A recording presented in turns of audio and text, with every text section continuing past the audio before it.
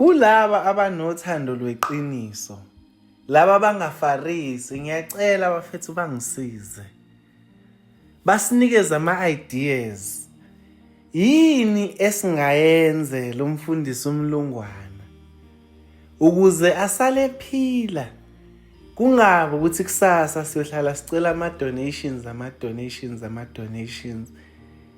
Ngiyacela bafethu, nina ninothando loqiniso, nize. Ayikho i-idea ezobuka njenge-idea engazi ukuthi le ayinako ukuhlakanipha. Sizothatha nje ama-ideas njengoba nisho, mase sibuka ukuthi-ke kulokhu enikusho yikuphi okungenzeka, yikuphi mhlambe okungahlala kufanelane nomfundisi uMlungwane ukuze naye kuzongamgqilazi lokho esizocela ukuthi simshiye nayo. Inkosi yonibusisa bafowethu. Nisacabanga, ngiyacela nize nonke in-numbers. Akekho yobesha i-idea engekhe emgangathweni. Singahlekani, sihloniphane. Wonke umuntu ubalulekile. Ngiyacela bafethu, inkosi yonibusisa.